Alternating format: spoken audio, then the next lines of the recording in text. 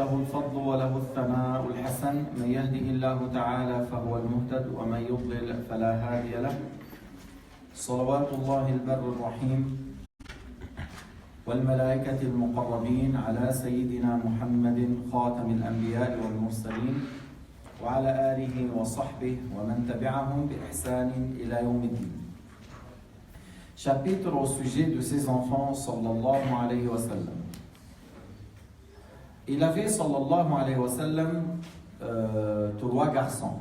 Al-Qasim, c'est par lui qu'il tirait son surnom, c'était le premier de ses enfants, le premier. Et par lui, il a eu le surnom Abul Qasim.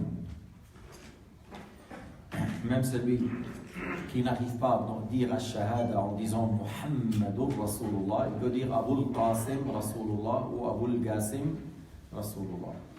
Il est né à la Mecque avant la prophétie. Al-Qasim il est né avant que Sayyidina Muhammad soit envoyé comme messager. Et il y est mort quand il avait 2 ans. Qatada a dit il a vécu jusqu'à marcher. Il a vécu jusqu'à la marcher, puis après il est mort. Abdullah, il est surnommé Al-Tayyib et encore Al-Tahir parce qu'il est né dans la période où le prophète avait reçu la révélation. Alors on l'a nommé Al-Tahir, on l'a nommé Al-Tayyib. Il a été dit que Al-Tahir, Al-Tayyib étaient d'autres garçons que lui, mais le premier avis est l'avis correct. Ça, c'est pas un avis. Certains ont dit, en pensant qu'il avait un enfant qui s'appelait Tayyib, il avait un enfant qui s'appelait Al-Tahir.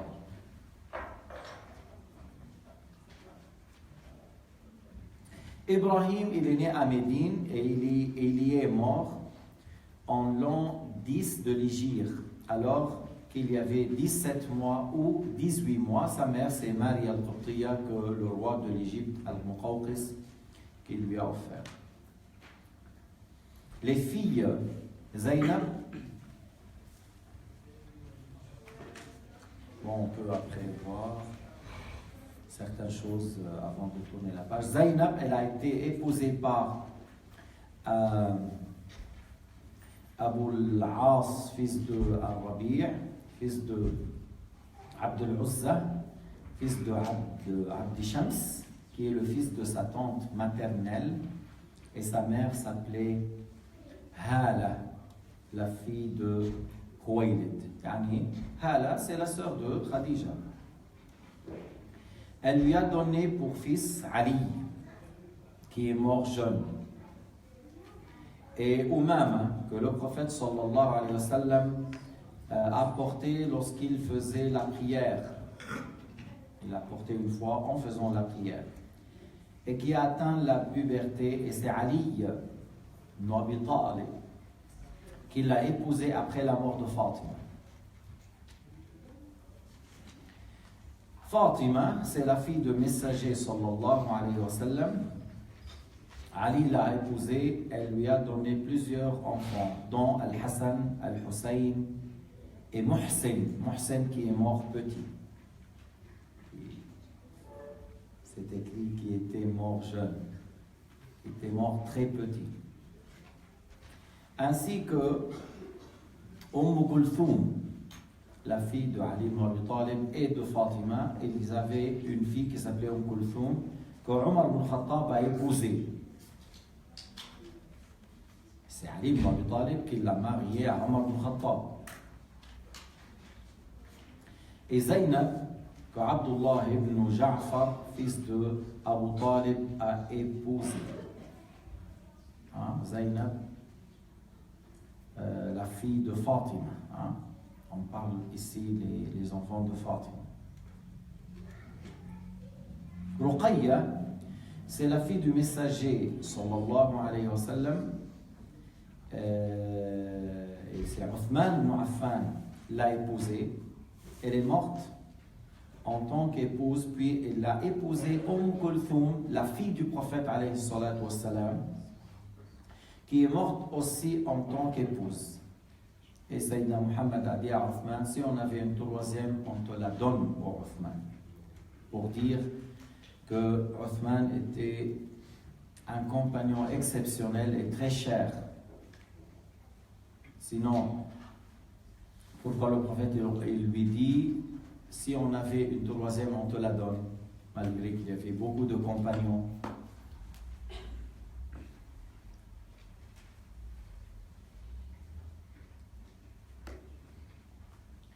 Ruqayya lui a donné un fils qu'il l'a appelé Abdullah, et de celui-là qu'il tirait son surnom. On dit de Othman Abu Abdullah. Mais ce fils, il est mort petit. C'est un corps qui l'a mordu, l'a piqué ou l'a mordu, et suite à ça, il est mort. Le fils de Ruqayya et Othman, radiyallahu anhuma.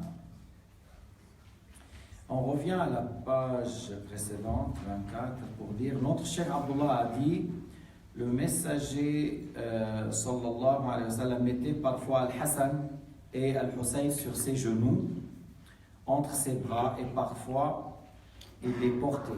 Il lui arrivait aussi de jouer avec ses enfants quand ils étaient jeunes pour leur réjouir le cœur. Lorsqu'ils sont enfants, si tu joues avec un enfant pour lui faire plaisir, avec une bonne intention, tu as de la récompense. Al-Qasim, le fils de messager, sallallahu alayhi wa sallam, c'était de lui qu'il tirait surnom. Il était le premier de ses enfants à mourir à la Mecque, et il est mort à la Mecque. Mujahid a dit il est mort alors qu'il avait 7 jours. Az-Zuhri a dit il est mort alors qu'il avait 2 ans. Qatada a dit il a vécu jusqu'à marcher. Al-Qasim est cité parmi les enfants du messager de Dieu, alayhi salatu wassalam. Il n'y a pas de divergence sur le fait que les garçons parmi ses enfants sont morts avant lui. Les enfants du prophète, tous sont morts avant lui. Et la plupart des gens ont dit qu'il était mort avant que le messager ne reçoive sa mission de prophétie. Ses enfants, sauf Ibrahim, il est mort à Médine après que Sayyidina Muhammad alayhi salatu wassalam a reçu la révélation. Toutes les filles encore sont mortes durant sa vie, sauf Fatima. Elle est morte après lui 6 mois. C'est qui sa mère? Qui? Al-Qasim. Tous les enfants du prophète, c'est de Khadija, sauf Ibrahim. Tous les enfants sont de Khadija, sauf Ibrahim. Yani, Sayyidina Muhammad n'a pas eu des enfants avec ses épouses, sauf que Maria, qui était un esclave. Il a eu avec elle Ibrahim.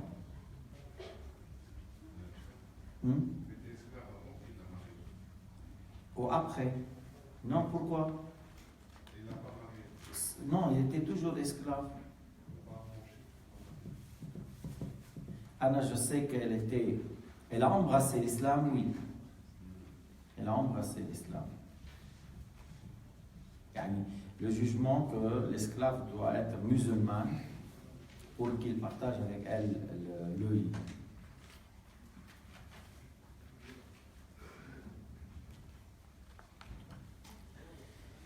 Après, il a dit, le messager a pleuré son fils Ibrahim lorsqu'il est mort, et ceci est quelque chose de louable et de bien dans la loi de l'islam. Pleurer sans crier, ce n'est pas quelque chose à critiquer, ça montre l'attachement aux enfants, la clémence que la personne a dans son cœur.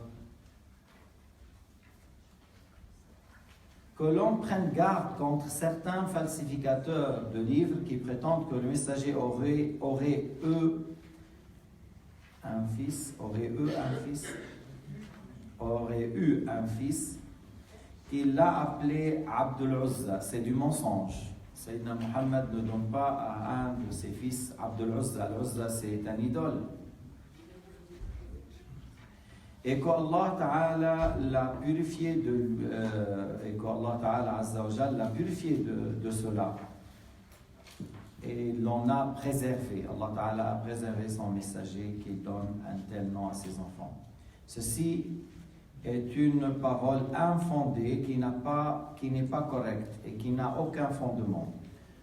Cheikh Abdullah a dit, pendant Al-Jahiliya, il y avait des Arabes plutôt, qui adoraient une statue qu'ils appelaient Al-Uzza.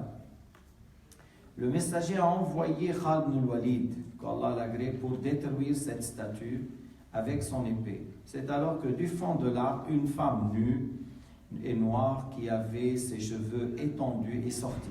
C'était un démon, une diablesse si vous voulez, qui y vivait à côté. Et tellement des mécréants étaient ignorants, ils l'adoraient. Khalid ibn al-Walid l'a tué. Il a coupé l'arbre et il a tué cette diablesse. Il a tué la shaitana, la diablesse si vous voulez. Et il a coupé l'arbre. Après il a dit Ya Uzza kufranaki la subhanaki inni ra'aytu Allah qad ahanaki, ce qui signifie ô toi Uzza, je m'écrois en toi et je ne te le glorifie pas. J'ai vu qu'Allah t'a humilié. Et il a dit Uzza au lieu de Al-Uzza pour le rythme de la poésie. C'est pas plutôt ça. C'est pas ça. Il a dit Uzza, il n'a pas dit Uzza pour le rythme. C'est pas Al, tu vois. Il a dit Uzza sans prolonger au lieu de dire Uzza prolongé. Hein? C'est pas Al, c'est pas ça. C'est prolongé ou pas prolongé. Pour le rythme, c'est juste. Et il a dit qu'Allah l'agré, le messager, n'a pas donné pour nom Abdou Manaf ni Abdul Uzza. C'est lui qui dit que le messager a appelé avec ses noms, c'est-à-dire il a appelé ses enfants avec le nom d'un idole, c'est-à-dire l'esclave de telle idole ou l'adorateur de telle idole. Et il dit, le prophète a nommé ses enfants comme ça, il m'écroit. Ou il dit, par exemple, Khadija a appelé et lui il a accepté. Encore il m'écroit. Mais s'il dit Khadija, avant l'islam, a nommé et lui il n'a pas accepté. Il n'a pas accepté ce nom, il ne l'a pas accordé, il ne l'a pas appelé, hein? Il n'a pas validé, il n'a pas agréé. Il ne m'écroit pas. Il ne m'écroit pas.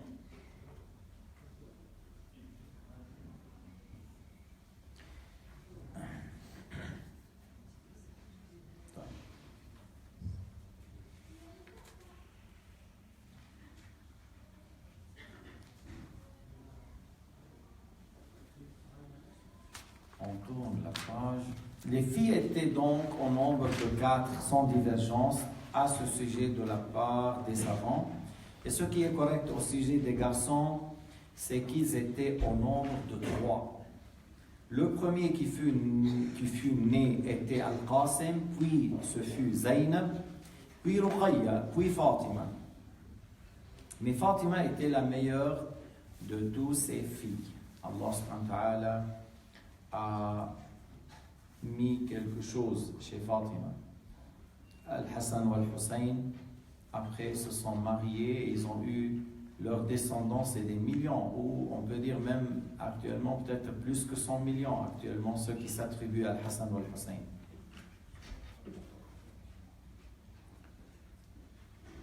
Et pendant la période de son appel à l'islam, on dit, et ce fut Abdullah puis Ibrahim à Médine. Abdullah est né après la prophétie et Ibrahim aussi. Tous ses fils étaient de Khadija, mis à part, on peut dire tous ses enfants, fils et garçons, et filles et garçons. À part Ibrahim qui était de Maria la Copte. Tous étaient morts avant le messager sallallahu alayhi wa sallam, sauf Fatima qui est décédée 6 mois après lui. Chef, après l'Égypte ou après la révélation? Quoi? Médine. Médine? Tu peux dire après l'Égypte.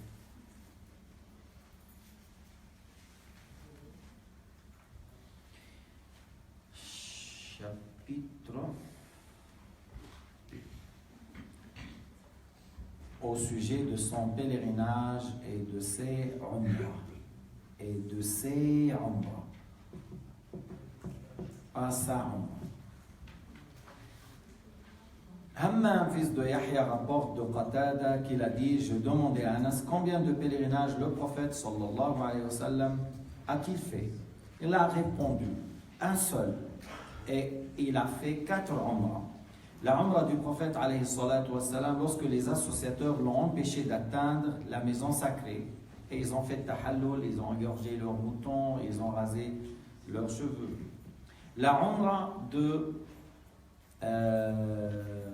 la deuxième, lorsqu'ils ont signé un armistice avec lui l'année d'après, on a dit l'Umrah de rattrapage. La Umrah de Al-Ji'irrana, lorsqu'il a distribué le butin de guerre de Hunayn, la tribu de Hawazin. Après, il y avait une grande conquête et le butin de guerre était distribué après ça. Durant le mois de Dhul Qa'dah. Et sa Umrah qu'il a fait avec son pèlerinage. Lorsqu'il a fait le Hajj, il a fait le Umrah aussi. Ce hadith est sahih et a été rapporté par le Bukhari et Muslim. Et son ihram, le prophète a fait l'ihram par le Hajj tout d'abord et par la suite il a fait l'Umrah. C'est pour cela que Shafi'i et Imam Malik disent la meilleure manière de faire le Hajj, c'est le Hajj tout d'abord, après l'Umrah. Ça s'appelle Ifrad. D'autres ont dit Tamattu parce que Sayyidina Muhammad a voulu alléger et rendre à ses compagnons les choses faciles. Il leur a dit de faire tahallul par l'Umrah et par la suite ils ont fait le ihram pour le Hajj depuis la Mecque. Ça s'appelle Tamattu parce qu'ils ont fait le Umrah et par la suite ils ont fait le Hajj. L'imam Ahmad il dit Tamattu est mieux, mais Shafi'i et Imam Malik ils disent que le Ifrad, faire le Hajj tout d'abord, tout seul, et par la suite, tu fais l'Umrah depuis, tu sors en dehors de l'Haram et tu fais l'Umrah.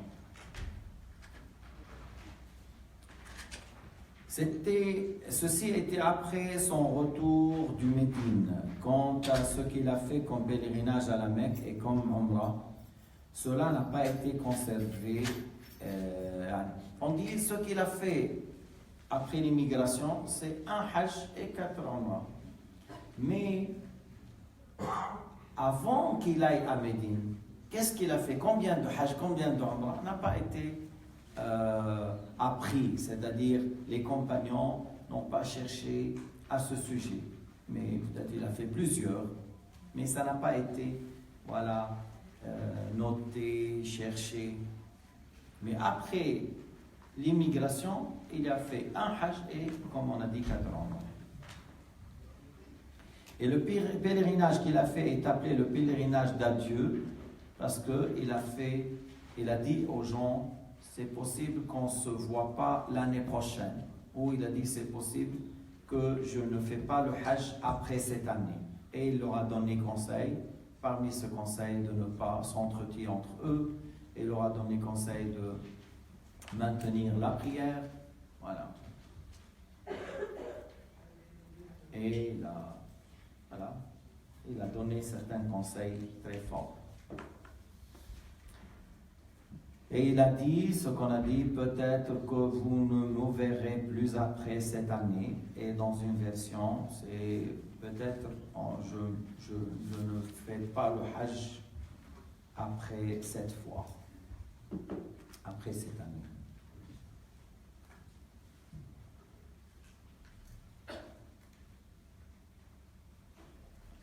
On va lire certaines. Voilà la page 26.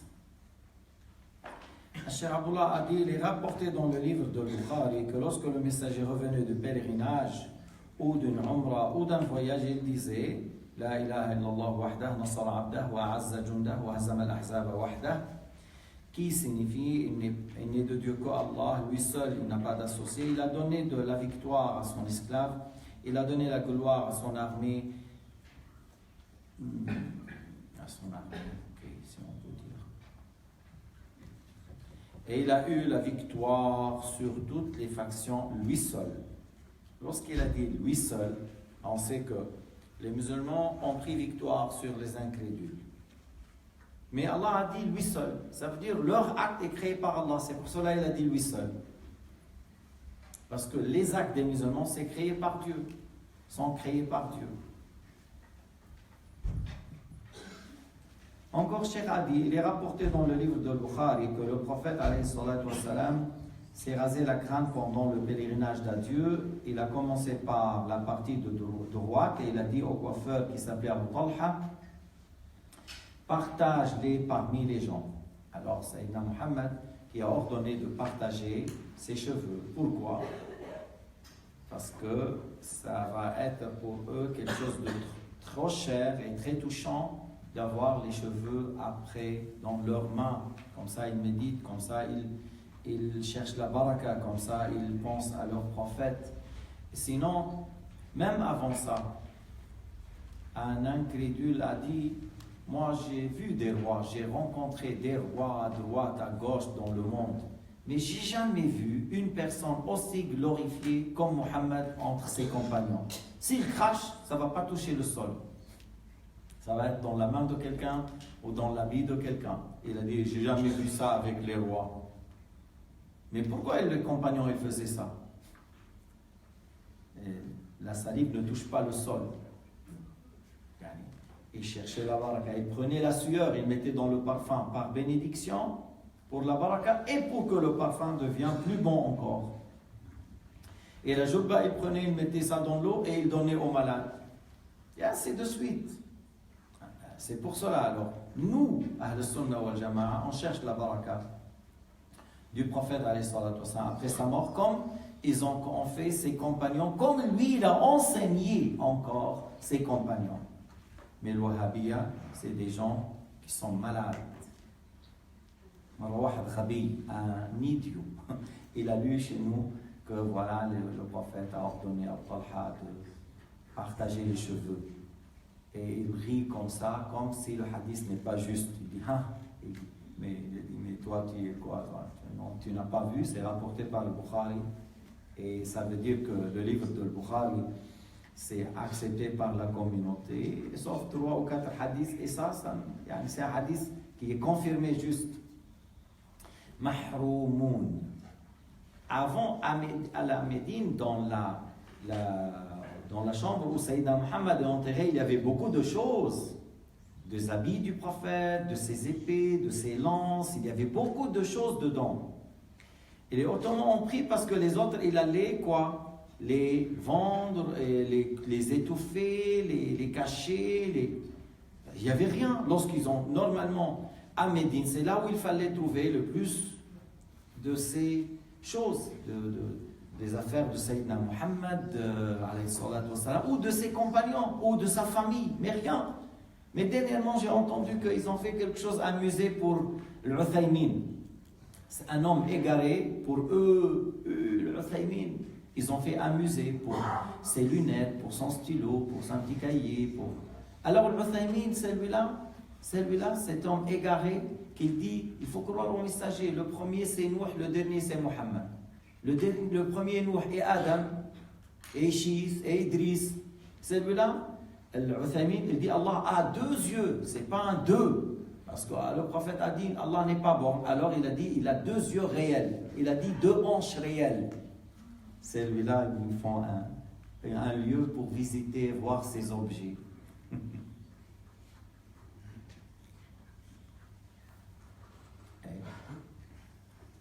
C'est une idée diabolique.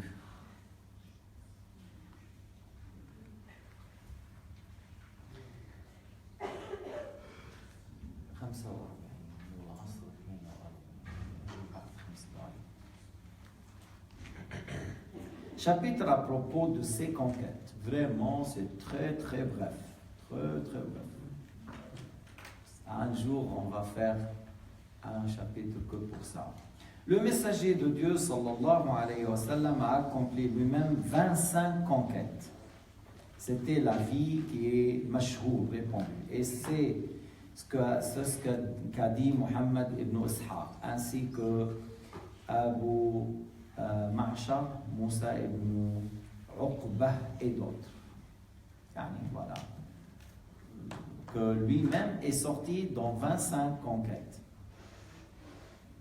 Mais ça ne veut pas dire dans les 25 a eu du bataille. Mais il y avait dans plutôt encore 9 où il y a eu des batailles. Pour ce qui est des factions, expéditions si vous voulez, dans des expéditions qu'il a envoyées combattre, ils sont au nombre de 50, à peu près 50, ou ce qui est proche de ce nombre, proche de 50 expéditions. Il n'a combattu lui-même que dans... Il n'a pas combattu... Non, c'est-à-dire dans le sens, il n'a pas eu du combat que dans 9 d'entre ces... Voilà.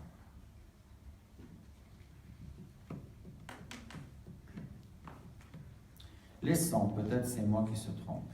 Il n'a combattu lui-même que dans 9 d'entre elles. Badr, Uhud, Al-Khandaq, Bani Qurayza, la conquête de Mustaliq, de Khaybar, la conquête de la Mecque.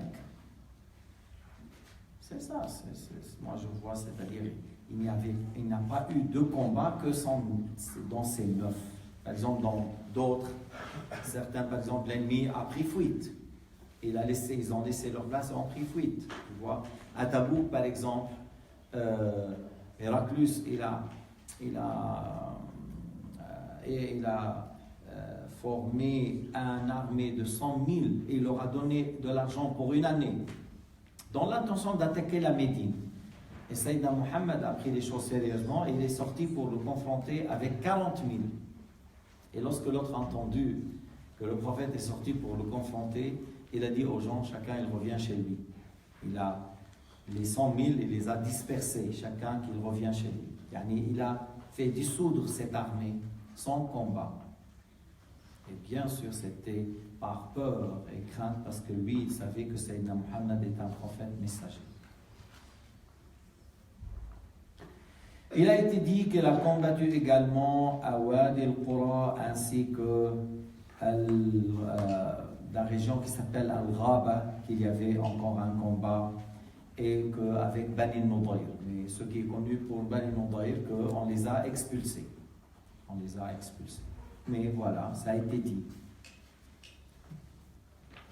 Alors il n'a pas eu de combat que dans 9 d'entre elles, et voilà.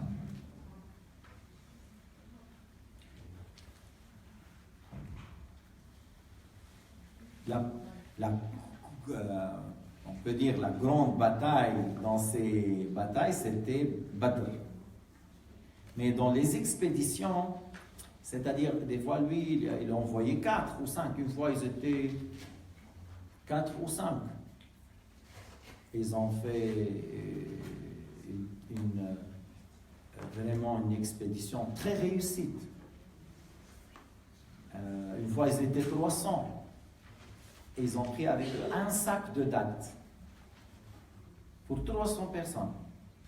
Lorsque vous partez, vous, au refuge, là-haut, 60 à 100 personnes, vous prenez un demi-camion du lait, du fromage. Et les compagnons 300, ils ont pris un sac de dattes. Ils prenaient une date par jour. C'est pas comme maintenant, 3 dates avant le sandwich, 3 dates après, un tasse de café, un peu de chocolat à côté, une date toute la journée. Et Allah Ta'ala a fait sortir une baleine. Elle est sortie fraîche de la mer. Hein. C'était pas une baleine qui est morte une semaine. Non, fraîche. Alors ils ont pris de la viande, ils séchaient, ils mangeaient.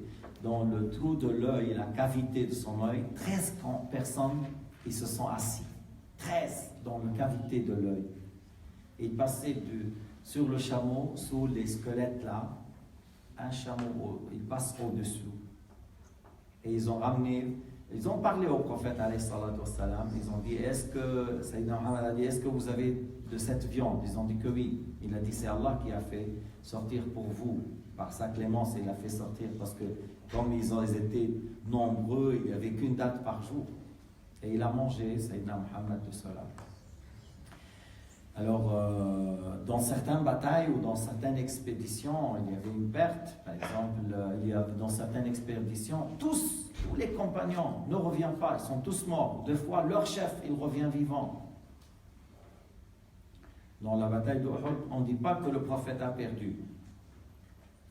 C'est plutôt, on peut dire les musulmans ont perdu, puisque les archers ont délaissé leur place. 40 archers ont délaissé sur la petite colline de Uhud. Dans la bataille de Khandaq, dite de la tranchée, il y a 10 000 personnes qui sont venues pour exterminer les musulmans. Mais Salman a fait conseil à Sayyidina Mohammed de faire une tranchée dans une certaine place. Parce qu'à Médine, il y avait une place bien préservée par les maisons, tout ça. Et alors, de la place que les autres peuvent attaquer, on a fait une tranchée. Et ils n'ont pas pu traverser, sauf quelqu'un, un grand héros de parmi eux, il s'appelle Amr ibn Abdiwid, et Sayyidina Ali l'a tué. Et Allah a envoyé un vent soufflant. Par la suite, ils ont quitté avec la perte, dans un très mauvais état. Et Sayyidina Mohammed a dit, maintenant, ils ne font plus. Il ne revient plus pour la guerre, c'est plutôt nous qui allons les attaquer. Après la bataille de Al-Ahzab. L'Ahzab, c'est les groupes ou les partis, où tu peux dire Khandaq, la tranchée. Et c'est là-bas où il y avait les petites mosquées, 7 mosquées, parce que Sayyidina Ali, il prenait la garde à telle place, Abu Bakr, il prenait la place à la garde, ou Omar ou Bilal, il prenait des gardes. Et dans cette place, au temps des Ottomans, on a fait des mosquées parce qu'on dit c'est la place. Pour ne pas perdre cette place où Omar se mettait, Ali se mettait, il priait là-bas, il restait là-bas. Alors, il y avait un grand compagnon qu'il faisait la garde ici. On a fait cette mosquée. Alors que Dieu coupe les mains de ceux qui ont écrasé ces mosquées actuellement, Dammarouha, ils ont fait une grande mosquée à côté. Massage de Saba. Ils les ont cassés ou certains l'ont fermé.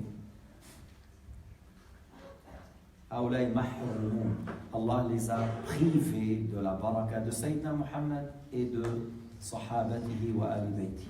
Alors on prie, puis après on revient. Quand on dit la maladie d'Oujou, c'est la fin de sa maladie? Quoi? C'est la fin.